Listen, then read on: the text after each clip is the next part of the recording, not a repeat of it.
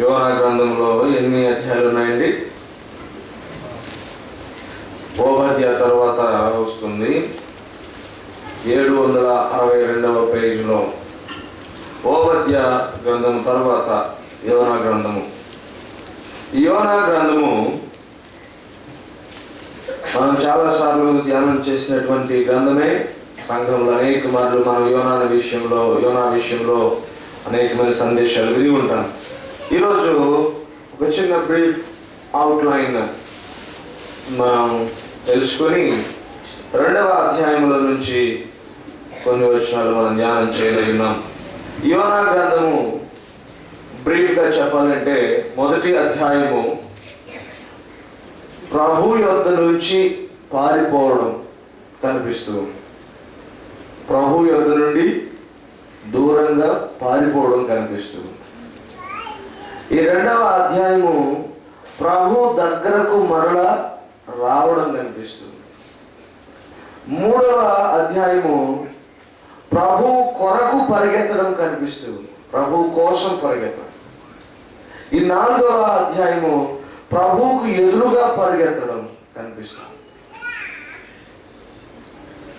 మొదటి అధ్యాయంలో ప్రభు యొద్ద నుంచి దూరంగా పరిగెత్తడం, 2వ అధ్యాయంలో ప్రభు దగ్గరకు మరలా పరిగెత్తడం, 3వ అధ్యాయంలో ప్రభు కొరకు పరిగెత్తడం, 4వ అధ్యాయంలో ప్రభువుకు ఎదురుగా పరిగెత్తడం, ఆయనకు వ్యతిరేకంగా పరిగెత్తడం, అభిముఖంగా పరిగెత్తడం.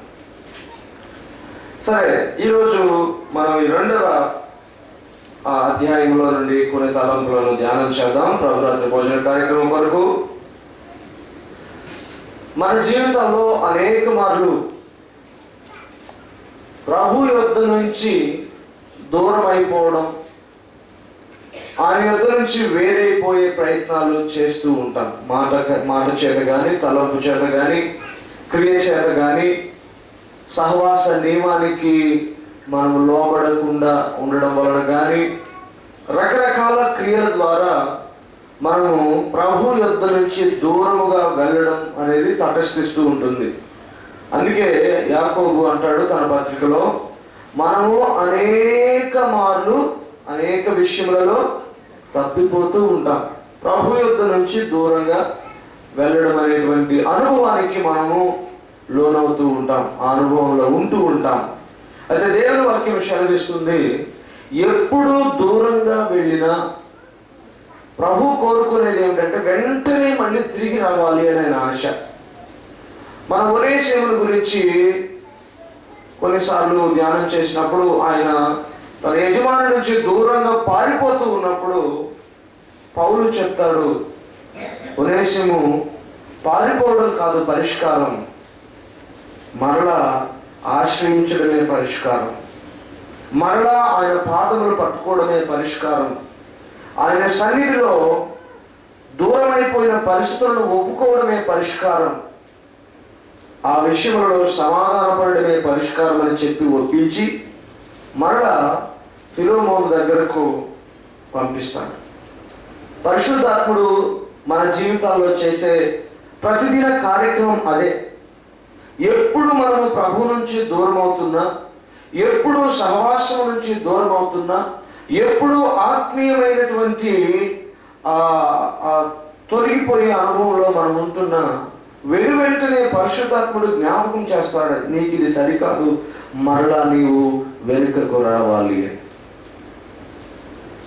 ఇర్మియా గ్రంథంలో ఒక మాట మనం చదివితే ప్రభు యొక్క మనస్సు మనకు చాలా చక్కగా అర్థమవుతుంది. ఇర్మియా గ్రంథంలో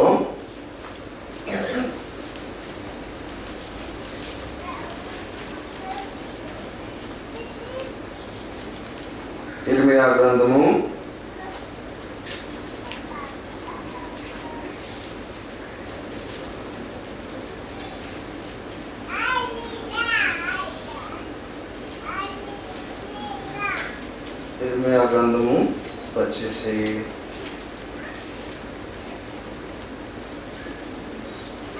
8వ అధ్యాయము 4వ వచనం.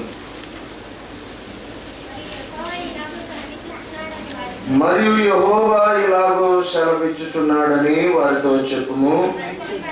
మనుషులు పడి తిరిగి లేవకుందురా? తొలగిపోయిన తరువాత మనుషులు తిరిగి రారా? చాలండి. పడిన వారు అంతే త్వరగా తిరిగి లేయాలని ఆయన ఆశ.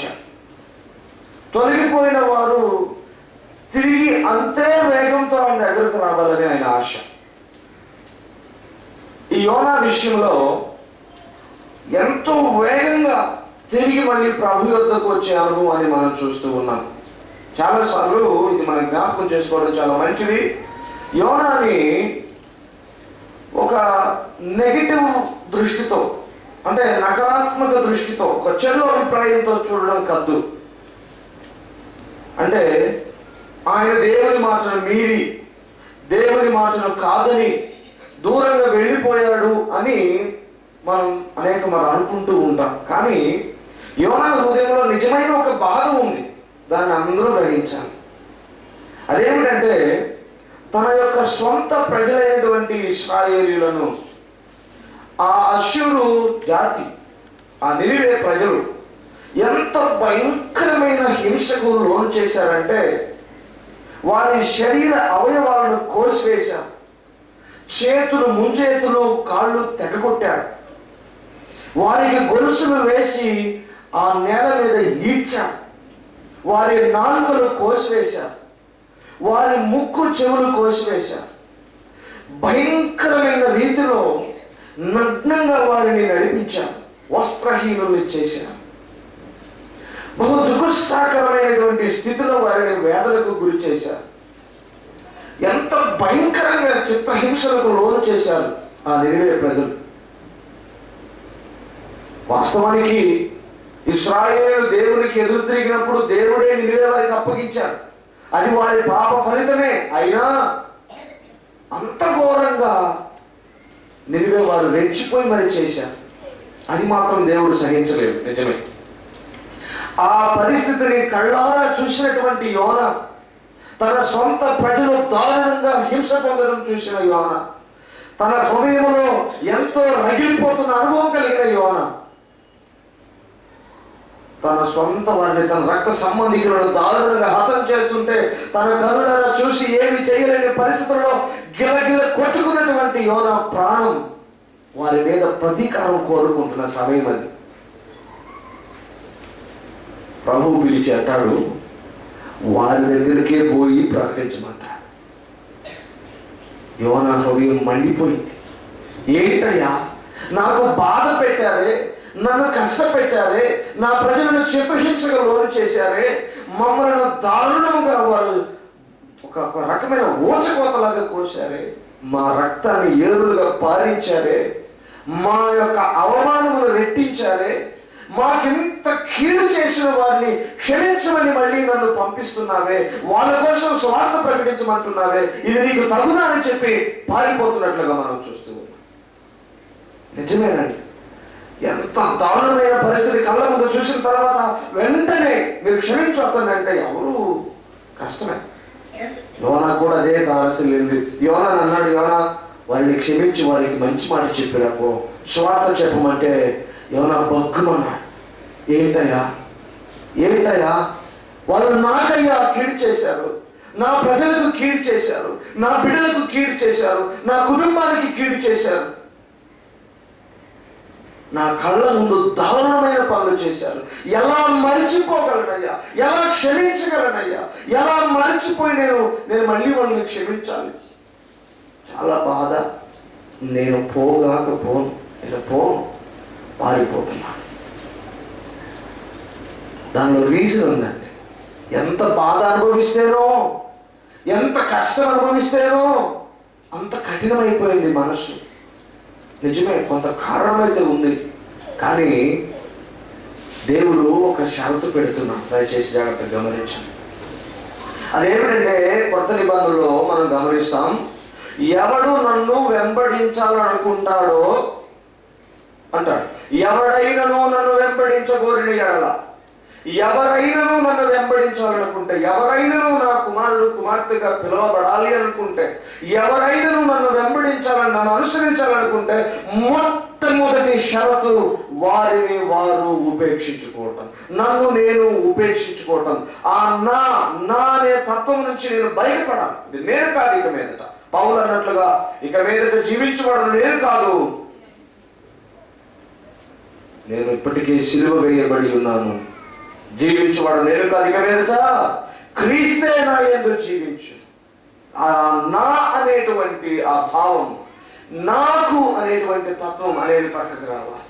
క్రీస్తు చెప్పిందే చేయాలి. ఇది నిజంగా కఠినమైనండి, నిజంగా కఠినమైన విషయం. అయినా పరిశుద్ధాత్ముడు శక్తినిచ్చి దాన్ని సులభతరం చేస్తాడు మన పట్ల.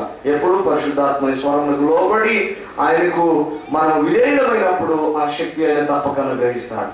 ఒక విషయాన్ని మనం గమనించాలి.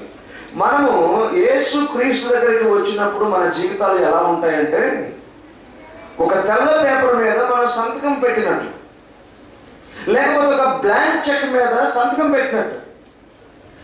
అవసరమైన మీద చూసుకోకుండా మన ఆస్తి మొత్తం రాసిన, ఆస్తికి మించి రాసిన చెక్ బౌన్సింగ్ కేసులో మనం మళ్ళీ ఫైల్ అయిపోతుంది కదా. అయినా కూడా మనం అగ్రి అయి సంతకం పెట్టినట్టు.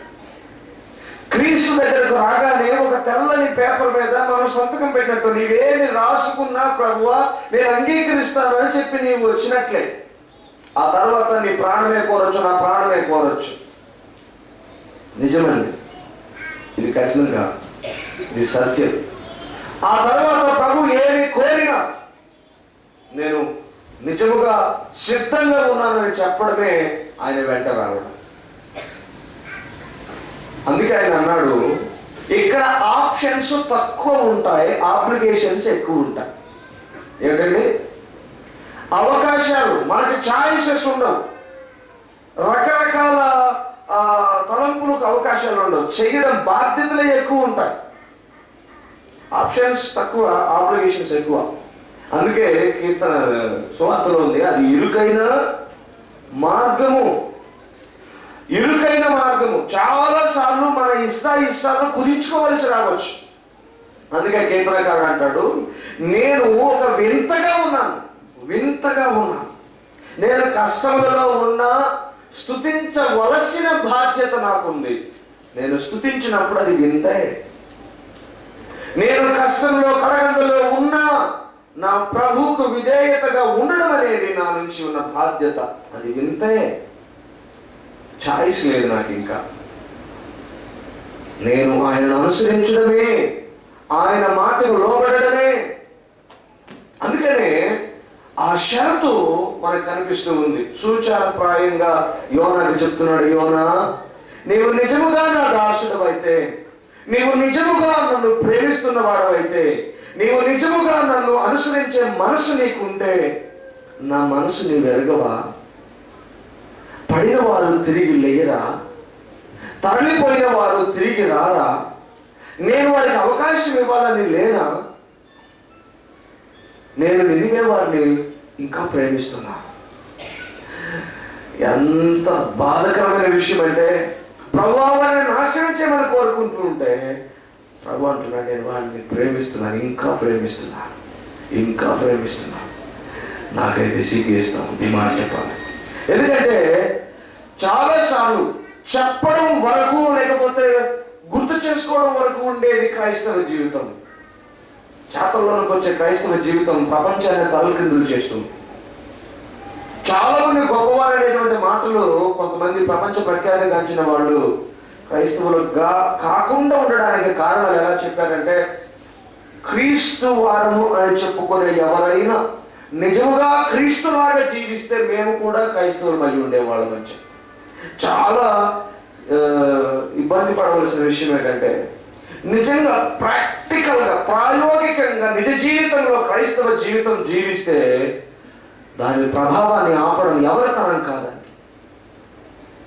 ఏమండి, ఇంత భయంకరంగా చిత్రహింసలు పెట్టిన వారిని కూడా ప్రభు అంటున్నాడు, నేను ఇంకా వారిని ప్రేమిస్తున్నాను, నీవు కూడా ప్రేమించాలన్నాడు.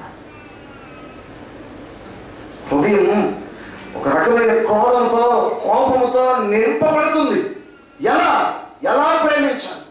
ఇంత అవమానం చేసిన వాడిని, నా ప్రాణమే తీసిన వారితో నేను ఎలా ప్రేమను తెలియచేయాలి? నా అయిపోయిన వారి చిత్రహింసలకు లోనైన వారితో నేను ఎలా సమాధానపడాలి? ఆయన చెప్పాడు, నీకు నో ఆప్షన్. నా చిత్తాన్ని చెయ్యాలి అన్న ఆశ నీకుంటే ఇంతకు మించిన అవకాశం లేదు నీకు. ఇంకా వేరొక మాధ్యమం మినహాయింపు లేనే లేదు, చెయ్యడం మినహాయించి. యోనా నా వల్ల కాదు అని వెళ్ళిపోతున్నా. తర్షీషుకు వెళ్ళిపోయే ఓడలో ఎక్కాడు. ప్రభు ఒక సంఘటన ద్వారా అనగా తుఫాను రేపి మరలా యోనాను ఒప్పుకునేటట్లు చేసి, నా వల్ల ఈ కీడొచ్చింది మీకని వారితో చెప్పేటట్లు చేసి, తిమింగలం మింగునట్లు ఒక తిమింగలానికి ఆజ్ఞ ఇచ్చి ఆ కార్యక్రమాన్ని జరిపించాడు. తిమింగలం కడుపులో ఉన్నాడు ఇప్పుడు యోనా. దేవుని ఎదురు నుంచి పారిపోతున్న యోనా ఈ సంఘటన తర్వాత మళ్ళా దేవుని ఎదురుకు తిరిగి ఆయన మళ్ళా దేవుని ఎదురుకు పరిగెత్తి ఉన్నాడు. మనం చూద్దాం 1వ వచనం నుంచి 3వ వచనంలో. ఆ మంచము కడుపులో నుండి యోనా యెహోవాని ఇలాగ ప్రార్థించాడు. నేను ఉపద్రవములో ఉండి యెహోవాకు మనవి చేయగా ఆయన నాకు ప్రత్యుత్తరం ఇచ్చెను. పాతాళ గర్భములో నుండి నేను కేకలు వేయగా నీవు నా ప్రార్థనను అంగీకరించి ఉన్నావు. నీవు నన్ను అగాధమైన సముద్ర గర్భములో పడవేసి ఉన్నావు. ప్రవాహములు నన్ను చుట్టుకొని ఉన్నవి. నీ తరంగములను నీ కురులను నన్ను కప్పి ఉన్నవి. చాలు. మళ్ళీ అదే దేవుని యొక్క ఆశ. మళ్ళీ ఆయన దగ్గరకు పరిగెత్తడం, పశ్చాత్తాపం అంటే ఆయన దగ్గరికి మళ్ళీ పరిగెత్తడం.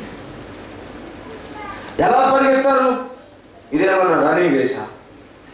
గ్రౌండ్ ఉంటుందా? ఆయన ఒక చోట నిలబడి ఉంటాడా? మనం పరిగెత్తాలి, అది కాదు.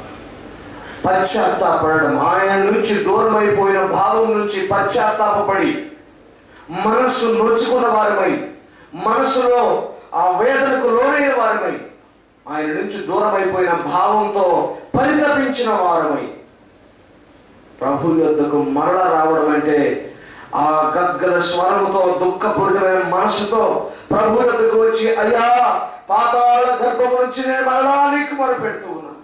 నీకు దూరం అయిపోయినటువంటి జీవితం నుంచి మరలా నీకు దగ్గరకు రావాలనుకున్న ఒక మాట అంటున్నాడు. ఇదిగో నేను కేకలు వేయగా నీవు నా ప్రార్థన అంగీకరించి ఉన్నావు అని అంటున్నాడు. నేను ఉపద్రవములో ఉండి యెహోవాకు మనవి చేయగా, ఎంత గొప్ప విషయం అంటే యోనా ఇప్పుడు అంటాడు, నేను కేకలు వేయగా. అర్జెన్సీలో కేకలు వేస్తాం, అయ్యా నన్ను రక్షించు. ఎలాగా? ఆ సమస్య నుంచి దూరం అయిపోతూ మనం పరిష్కారం ఎక్కడుందో ఆ పరిష్కారం వైపు పరిగెత్తుతూ సహాయం చేయండి అని ఆలోచిస్తాం. ఎక్కడి నుంచి?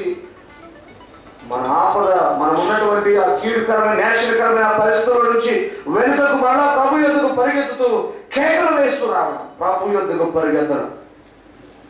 గతంలో మనం చాలాసార్లు విన్నాం, దేవుని సేవకులు అనేవారు పాపం చేసినప్పుడల్లా, పాపం జరిగినప్పుడల్లా పౌలు అనేవాడంట, అయ్యో ఈ దౌర్భాగ్యమైనటువంటి, ఈ తుచ్చప్రాయమైనటువంటి, మరణ సంబంధితమైనటువంటి ఈ శరీరం నుంచి నన్ను తప్పించగలిగిన వాడేవాడు. ఇది బహుభయంకరము. అయ్యో నేను తట్టుకోలేకపోతున్నా, ప్రభు నుంచి దూరం అయిపోయాను. ఆ అయ్యో అనే అనుభవమే కేక. అయ్యో నేను నుంచి దూరం అయిపోయాను ప్రభువా, నేను మళ్ళా నీ వద్దకు పరిగెత్తున్నా.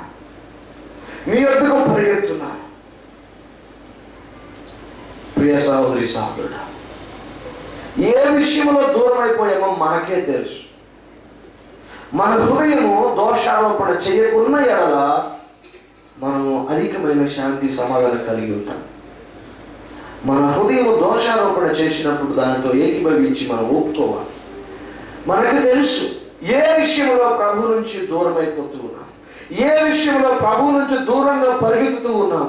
ఇప్పుడు ఆయన యొద్దకు మళ్ళీ తిరిగి పరిగెత్తవలసిన అవసరం వచ్చింది. పరిగెత్తాలి. ప్రభు యొక్క ఆశది. పడిపోయిన వారు తిరిగి లేయరా? తొలగిపోయిన వారు తిరిగి రారా? ఆయన ఆశ ఏమిటంటే పడిపోయిన నిన్ను నన్ను తిరిగి లేపాలని. తిరిగి రమ్మని ప్రేమతో పిలుస్తూ ఉన్నాడు. యెహోవా ఇలాగూ సెలవిచ్చుచున్నాడు, మనుషులు పడి తిరిగి లేరా, తొలగిపోయి తిరిగి రారా. ప్రియ సహోదరి సహోదరుడు, యోనా దూరంగా పారిపోయి మళ్ళీ ఇప్పుడు అంతే వేగంగా పరిగెత్తూ ఉన్నాడు. కేకలు వేస్తూ, అయ్యో నేను మొరపెడుతూ ఉన్నాను, ఉపద్రవములో నుండి నేను మొరపెట్టక యెహోవా నాకు ఉత్తరం ఇచ్చాను. ఎలా ఉత్తరం ఇచ్చాను? నేను పరిగెత్తగా, నేను కేక వేయగా, నా కేకలో నా అంతర్భావాన్ని గమనించినటువంటి నా ప్రభు, నా పశ్చాత్తాపమును మన్నించినటువంటి ప్రభు, నేను తిరిగి రాగా నన్ను అంగీకరించిన ప్రభు నాతో ఉత్తరం ఇచ్చాడు. పరిగెత్తాలి, తిరిగి మళ్ళీ పరిగెత్తాలి. ఏ పరిస్థితుల్లో ఉన్నామో, ఇప్పటి వరకు ఎలాంటి పరిస్థితుల్లో మనము దేవుడి నుంచి దూరంగా పారిపోతున్న అనుభవంలో ఉన్నాము.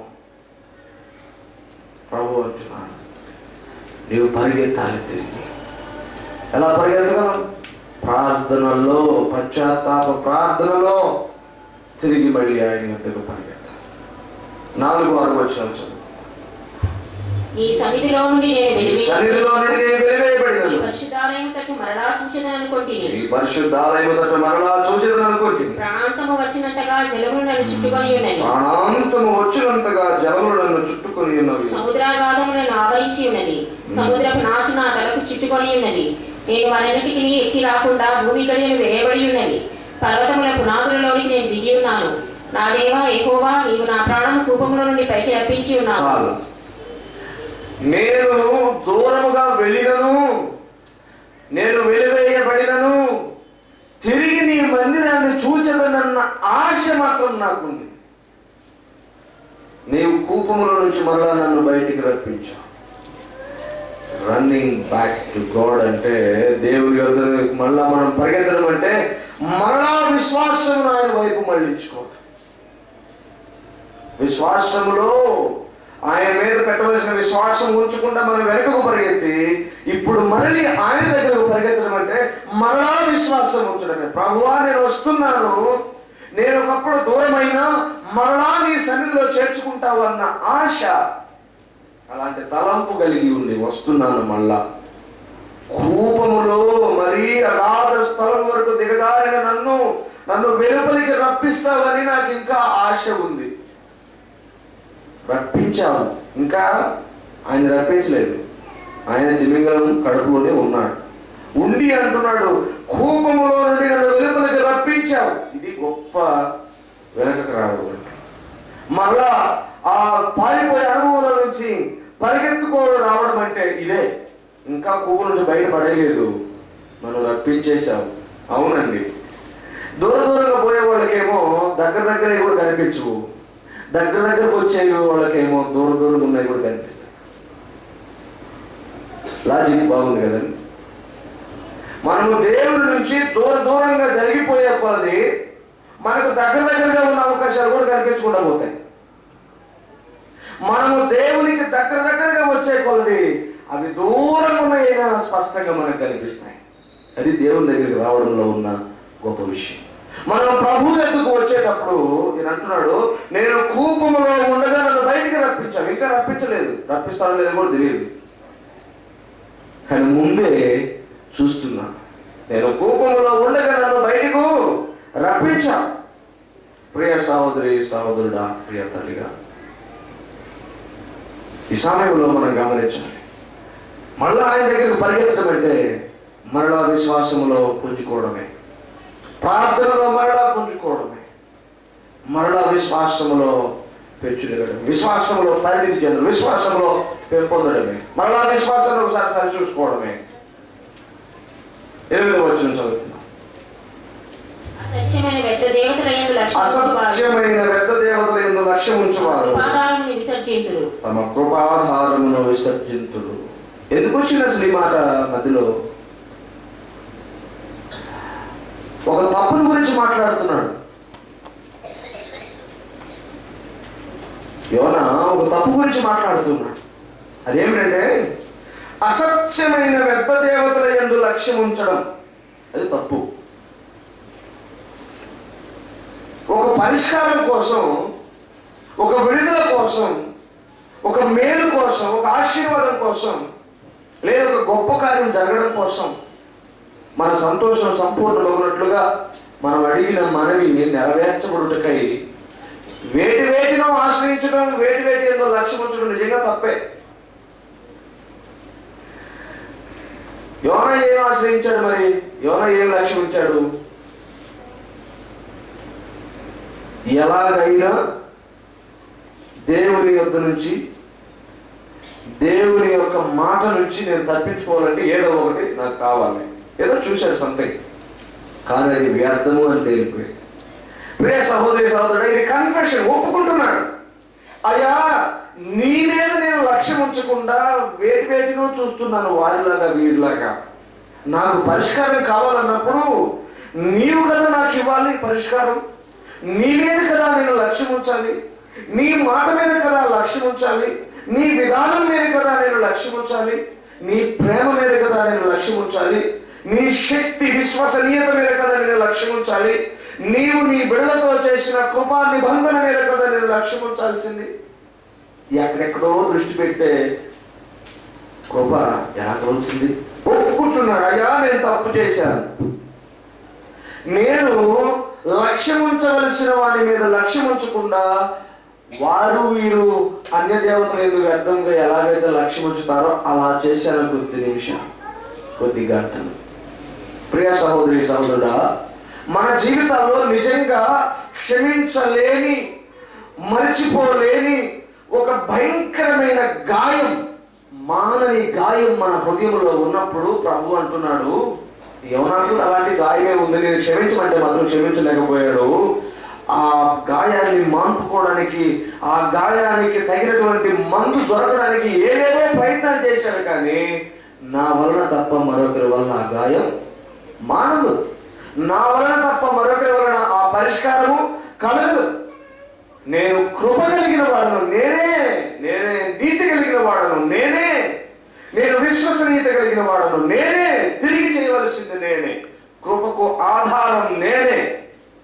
వ్యర్థ దేవతల యందు లక్ష్యం ఉంచు వారు ఆ కృప, ఆ ఆధారాన్ని వారు అవైల్ చేసుకోలేరు, సొంతం చేసుకోలేరు, ఉపయోగించుకోలేరు.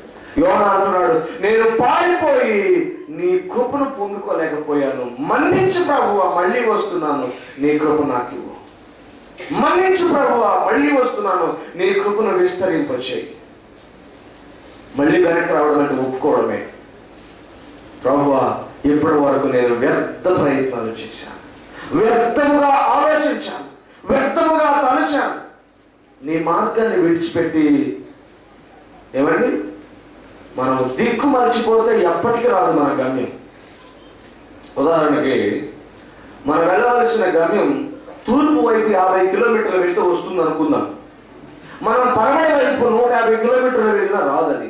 ఎందుకంటే దిక్కు మారితే గమ్యం రాదు. ఏ గమ్యం ఏ దిక్కు ఉంటుందో ఆ దిక్కే పోవాలి. దేవుని వాక్యం అంటుంది, నా దిక్కునకు వస్తే నీ పరిష్కారాలు ఉంటాయి. నా దిక్కు నుంచి అభిముఖంగా నీవెంత దూరం వెళ్ళి ఎంత ప్రయాసపడినా ఏదేది చేసినవన్నీ వ్యర్థ ప్రయత్నాలే. కృపాధారము నేనే, దిక్కు నేనే. యెహోషాపాతు అంటాడు, మాకెవరు దిక్కయ్యా, నీవే మా దిక్కు.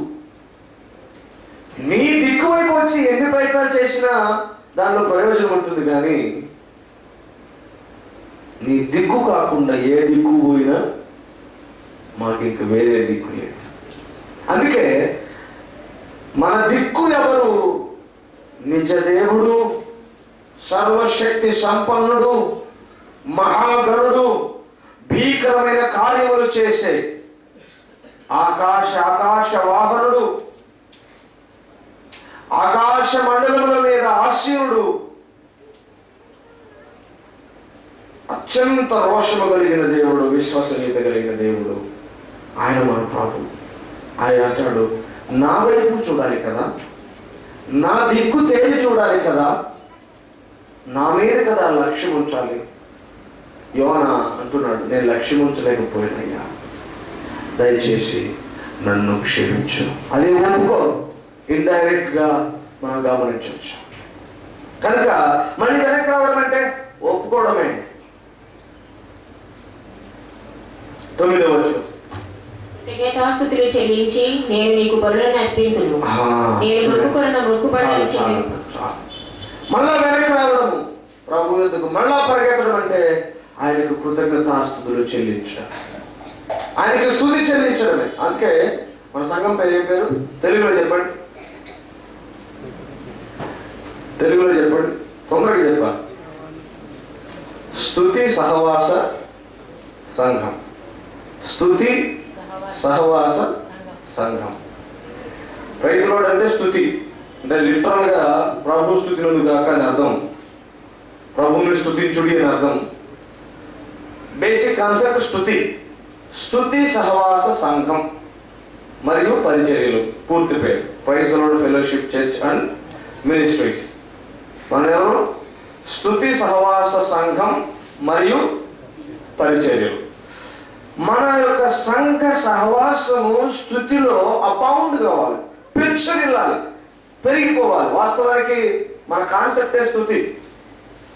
మనం ఒక పాటల పుస్తకం ప్రింట్ దాదాపుగా అయిపోయింది. దానికి కొంచెం ముందు మాట, ఆ కవర్ డిజైనింగ్, ఆ విషయాలు కనుక కొంచెం మనం ఆలోచన చేస్తే అది 1-2 వారాల్లో సిద్ధం కావచ్చు. ఆల్మోస్ట్ రెడీగా ఉంది. మన సైడ్ నుంచి చిన్న వర్క్ పెండింగ్. అయితే మన కాన్సెప్ట్ ఏమిటంటే స్తుతిలో జయం చూడటం. ఇక్కడ మనకు కరెక్ట్ కాన్సెప్ట్ వస్తుంది. ఎవరు స్తుతిస్తారు అంటే ప్రభు యొద్దకు పరిగెత్తుకుని వచ్చేవాడు స్తుతిస్తాడు. ప్రభు నుంచి దూరం అయిపోయేవాడు స్తుతి చెల్లించడం మానివేస్తాడు. ప్రభు యొద్దకు పరిగెత్తుకుని వచ్చేవాడు స్తుతి చెల్లిస్తాడు. ఆ స్తుతి చెల్లించిన వాడు ఏమవుతాడు? మన తర్వాత ఈ చివరి రిజల్ట్ చూస్తాం. మరొక మాట చదువుకుందాం. స్తుతించడం అనేది ప్రభు యొద్దకు తిరిగి రావడమే, ప్రభువు దగ్గరకు పరిగెత్తుకొని రావడమే, ప్రభువు సన్నిధిలో గంతులు వేయడమే, ప్రభువును హత్తుకోవడమే స్తుతించడం. స్తుతించేవాడు ఆయన దగ్గరకు పరిగెత్తుకుని వస్తున్నాడని అర్థం. సాతాను నుండి, లోకము నుంచి, లోకాశల నుంచి, లోక దురాశల నుంచి, లోక విచారముల నుంచి, ఐహిక సంబంధమైన ప్రతి బాంధవ్యము నుంచి, రకరకాల సంఖ్యల నుంచి విడిపించబడి పరిగెత్తుకొని ప్రభు సన్నిధికి రావడమే స్తుతించడం. యోనా తిరిగి ప్రభు సన్నిధికి పరిగెత్తేటప్పుడు అంటున్నాడు, కృతజ్ఞతాస్తుతులతో నేను ఆ కృతజ్ఞతాస్తుతులు నీకు చెల్లించి నేను నీకు బలులను అర్పించున్నాను. ఆయన దగ్గరకు తిరిగి రావడం అంటే స్తుతి చెల్లించడం. మరొక మాట చూస్తే, నేను మొక్కుబడులను చెల్లింపక మానను. కమిట్మెంట్. మరలా నీకు సమర్పించుకుంటున్నాను, నన్ను నీకు తిరిగి మళ్ళీ సమర్పించుకుంటున్నాను. మొక్కుకున్న వాటిని చెల్లించకపోవడం, లేకపోతే చేసుకున్న సమర్పణను మధ్యలోనే అది కట్ చేసుకొని వెళ్ళిపోవడము, ఆయన నుంచి దూరం అయిపోవటం, మరలా ఆ స్థితి నుంచి మరలా ఆయన దగ్గరకు రావడం కాదు, నూతనమైన సమర్పణ, ప్రభావభరితమైన సమర్పణ, గట్టి సమర్పణ తిరిగి చేసుకోవడం. నేను చేసుకున్న మొక్కుబడులను చెల్లింపక మానను. ఇప్పుడు నేను స్ట్రాంగ్ గా డిసైడ్ అవుతున్నాను. నా సమర్పణని, నా యొక్క ఆ డెడికేషన్ నేను తిరిగి మరలా దాన్ని రీఎన్ఫోర్స్ చేస్తాను. బలంతో దాన్ని బలపరుచుకుంటున్నాను అంటున్నా. ఆయన దగ్గర తిరిగి రావడం అంటే మన సమర్పణని మరొకసారి రివ్యూ చేసుకోవడమే. నేను బ్రీఫ్ చేస్తున్నాను.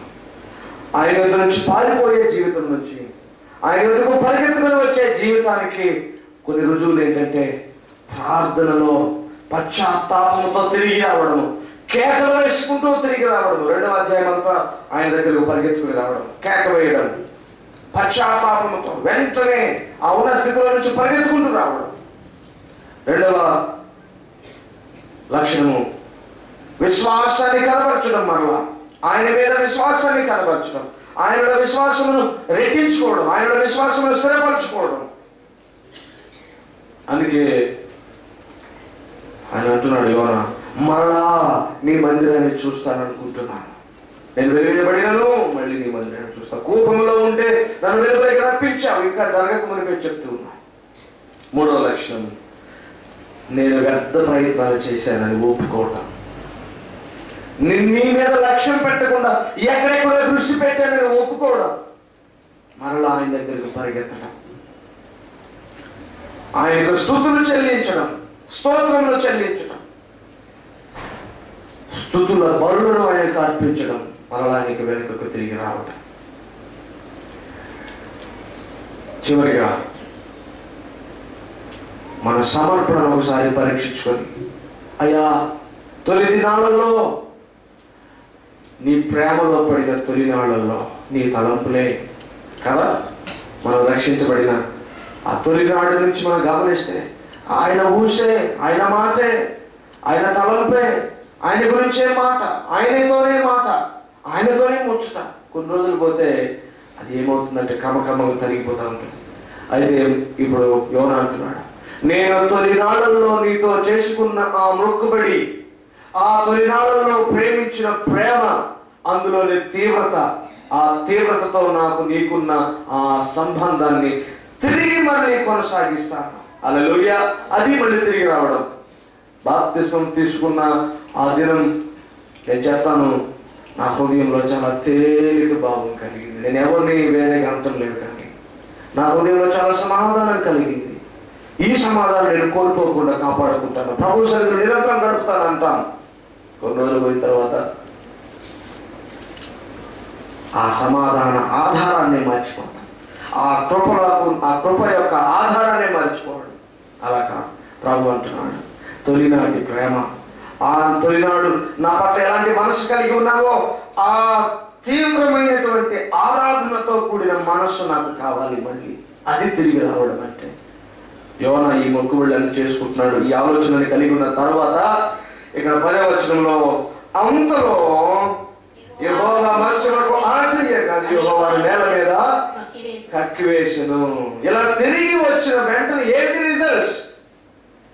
దేవుడు నన్ను విడుదల చేస్తాడు, గొప్ప విడుదలను గ్రహిస్తాడు. హల్లెలూయా. తిమింగలమును ఆజ్ఞ ఇవ్వగా అది వారిని కక్కివేసిన రాయబడుతుంది. ప్రతి విధమైన కష్టం నుంచి, నష్టం నుంచి, గాయం నుంచి, ప్రతి విధమైన చేదు అనుభవాల నుంచి, మర్చిపోలేని, ఎన్నటికీ అది క్షమించడానికి అనుకున్న ప్రతి విధమైన తలంపు నుంచి ప్రభు విడుదల చేస్తాడు. అది ఏ విధమైన కష్టమైన, నష్టమైన, ఇరుకైన, ఇబ్బంది అయినా ప్రభు అంటున్నాడు, నేను ఆజ్ఞ ఇస్తాను నీకు విడుదల కలుగునట్లుగా. ఆమేన్. హల్లెలూయా. నేను ఆజ్ఞ ఇస్తాను. స్తుతి చెల్లించాలి.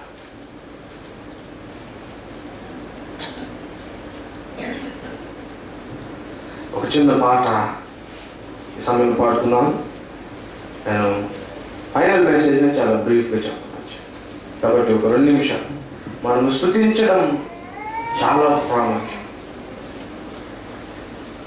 నాతో కలిసి పాడుదాము. 1-2 సార్లు రిపీట్ చేస్తాను, అందరూ నేర్చుకుందాం. ఒకే ఒక పల్లవి, ఒక వచనం. మరొక